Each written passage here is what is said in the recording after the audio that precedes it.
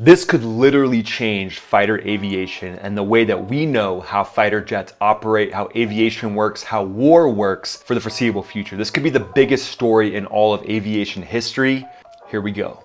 What's up, my friends? Welcome to the channel. Ryan here. Today we're going to dive into, yep, you guessed it, a UFO breakdown. I'm going to talk about what's going on, some things that I've seen, and what potentially is happening with this extraterrestrial arms race that we're probably going to see take place based on a whistleblower who's saying that the US military, the US government has up to 12 extraterrestrial spacecraft that they're holding and hopefully gaining a lot of technology from, and hopefully creating a sweet fighter jet. If they need someone to fly it, let me know.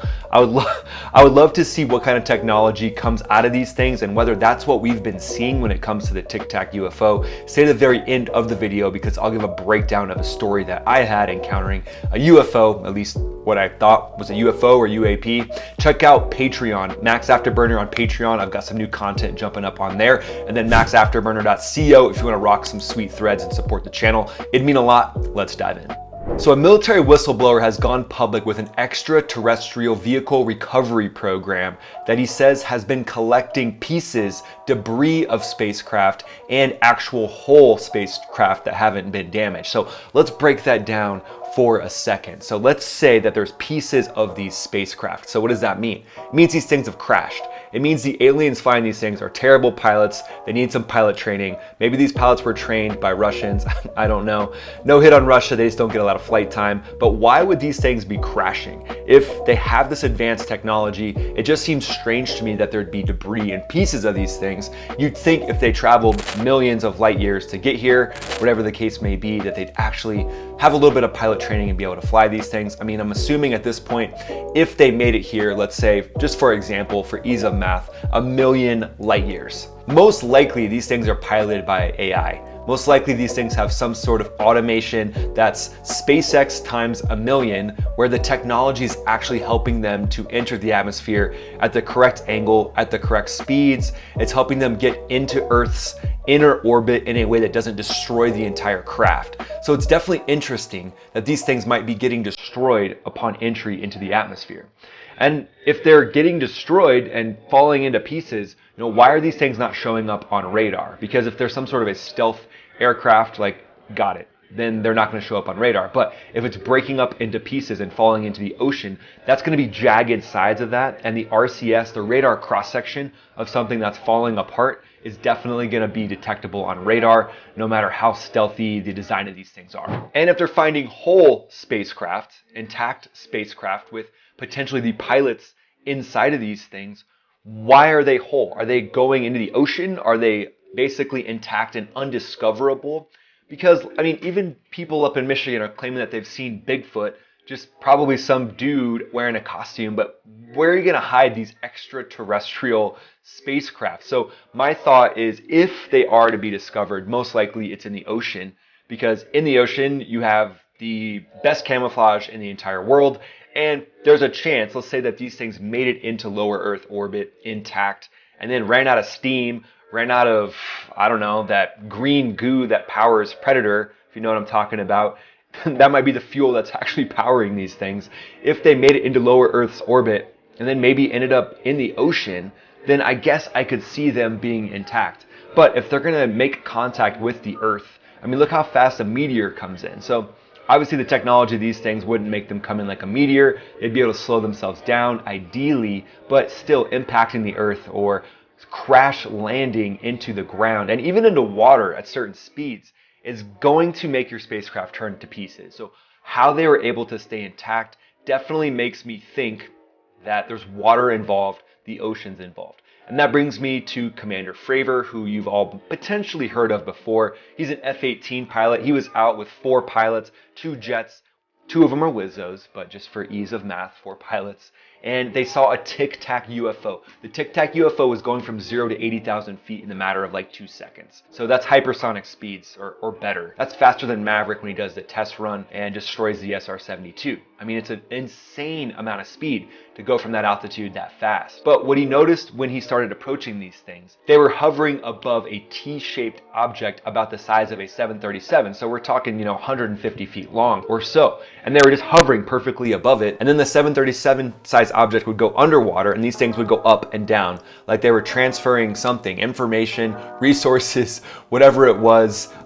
At the end of the day, maybe they're transporting that predator's blood we talked about, and that's what's actually powering them. But those things are super advanced. And in my opinion, whatever propulsion they're using, they're not crashing anytime soon. So when David Fravor, the commander, does the intercept on this thing, it basically points at him. The Tic Tac turns and looks at him and then begins mirroring him around what's called a circle. As a fighter pilot, you fight in what's called an egg, a circle, basically something round that allows you to maneuver around another object. It's also called a wheel. In close air support, you call it the close air support wheel. So he's circling around this thing, and this thing just points at him and looks at him. So that's an advanced type of space vehicle that, in my opinion, doesn't have the chance of crashing anytime soon. So that is interesting to me. All right, the second, I almost said the third, the second thing that I'm gonna bring up are the Navy pilots out over the Atlantic that see this similar Tic Tac shaped object that's going against the wind. It kind of looks almost like a teardrop shape, and it looks extremely aerodynamic to me, but it's in a swarm, and there are swarms of drones out there. But it would make sense to me that if you were gonna send in some sort of vehicle that's gonna observe the Earth, why does it need to be manned? Why does there need to be anyone in there? It could be a swarm of drones that are gonna collect information. So that would be my second thought. And when I see the video of that teardrop Tic Tac shaped thing over the Atlantic and the pilots are like, what is it, dude? Is that one of ours? No, it's not one of ours. It immediately makes me think that it's something unmanned just due to the size of it. Looking at the size of it through the targeting pod, it doesn't look large. So unless the aliens we're working with are like the size of ants, I think there's a chance that they're not piloted. And I say that with sarcasm. Obviously, they could be a slightly bigger object than that and fit inside that little teardrop. But at the end of the day, when you're doing speeds like that, hypersonic speeds, and changing direction extremely fast, now you're gonna question, like, how can any type of organic body handle that? How can any pink body handle that unless they're actually aerodynamically shaped as well? Like, their bodies have literally transformed into being fighter pilots that are extraterrestrials. Like, their bodies are basically flat like a piece of paper so they can pull as many G's as they want. I mean, it brings up all kinds of different questions about what these things actually are. So I try to think differently of, all right, if it's from another world and it traveled thousands or millions of light years, why does it have to be shaped like us? What is it? Couldn't it be something different? Could potentially even be AI coming in like a little cube, and the cube can pull 1,000 G's and nothing ever happens. So it could pull 1,000,000 G's and nothing would ever happen to it. So the life form, who knows what it could be. The thing that's interesting though is this is continually creating an arms race. So the whistleblower basically stood up and said that this is creating an arms race on Earth because different governments think it's the other government. They think it's the other government. Everybody's just going back and forth like, no, like, you hang up first. No, you hang up first. No, you hang up first. So it's just like this extraterrestrial arms race that's being created. The interesting thing about this whistleblower is that they have some credibility. They worked for intelligence. They worked for some departments of the Air Force where you usually put the smartest people. Now, anybody has the potential to go off the deep end. Nobody's gonna argue that, right? And in my opinion, I look at people like Edward Snowden, driven by a lot of pride, driven by the idea that they wanna be important. I don't get that same vibe just when I look at this whistleblower, because at the end of the day, I don't really know what they have to gain. I mean, if it's a true story, it's the biggest story of all time. So I highly recommend they start a podcast right now based on extraterrestrials. But this person supposedly has credibility. There's colonels speaking up and saying that they worked directly with this person and there is credibility there. But what this person's also saying is that there's been a UAP task force, and the UAP task force has been set up to tell Congress about UAPs, what's been going on. It was supposed to be released as a part of one of the big bills that was passed recently. It was some pork that was put in, like, hey, you gotta release all this UFO stuff, which most of the stuff that was released was redacted, so didn't really give us a lot of information. But he's basically saying that there's people out there that are concealing information. Now, my thought is, if it's top secret military technology, yeah, do you think if China or Russia had this information that they would just disclose it to their public? Of course they wouldn't, because they wouldn't want the United States to get a hold of it. So there's reasons why things are classified. Now, my hope is that we've elected representatives who behind the scenes are doing things to protect the American people. Because at the end of the day, if this is sensitive military technology that could determine the fate, let's say in the Russia-Ukraine war, or it could determine the fate in the Taiwan Straits, when China decides to try to go in there and take that. You don't want that to be publicly known information. The US have every citizen, which, you know, there's hundreds of thousands or maybe thousands of Chinese spies in the US who are just gonna hoover up that information and take it right back to the CCP, give them that technology. So there are reasons why some of this stuff isn't disclosed, but at the end of the day, I really think it's interesting. And I'll tell you now the story that I encountered when I was flying an F-16 over the Sierra Nevadas. So it was an awesome evening in an F-16. I had the keys to it, basically had it for about an hour and a half to practice low-level operations close to Mount Whitney and Death Valley out in the Sierra Nevada mountains. As I crested one of the peaks, I did what's called a ridge crossing, where I roll the jet on its back and I look down at the earth through the top of the canopy. It's one of the most fun things you can do in a fighter jet. If you get the opportunity, highly recommend it. And meanwhile, you're like rolling your eyes, you're like, thanks for rubbing it in, Ryan. But what I noticed after I rolled out was in front of me, it was as if the sky had kind of changed color and it had turned a more reddish color, and it was a large circle that then got extremely small. It was different because if I thought of any other explosions that I'd seen while flying in combat or anything like that, it was explosions that were small and started big. To me, that's kind of how things work in the physical world here on Earth.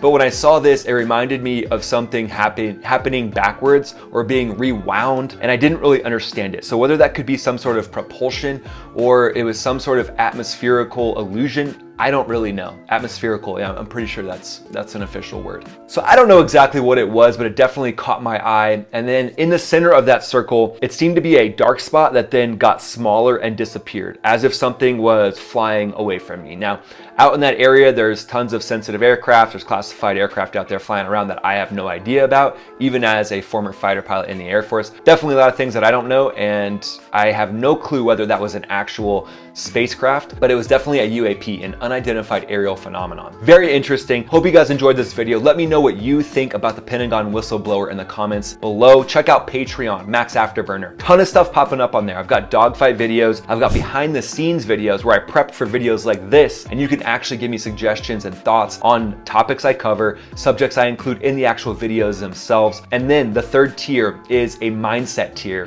where I talk about what it takes to become an elite fighter pilot flying on one of the most elite demonstration teams in the entire world. There's more astronauts than Thunderbirds, and I don't say that to brag. I say that because it takes a special focus to be able to operate that jet 6 inches away or move that jet 6 inches up and down along another aircraft as you're going 500 miles an hour. And I'll tell you some of the techniques I use to do that effectively that you can apply to whatever you're up to. Check that out on Patreon. I think you'll really enjoy it. And then maxafterburner.co if you want to grab some threads and support the channel. Really would mean a lot. And hey, check out another video if you would. That's pretty much, you know, one of the best compliments you can give me is sharing the channel and checking out another video. Thanks for being here. We'll see you in the next video.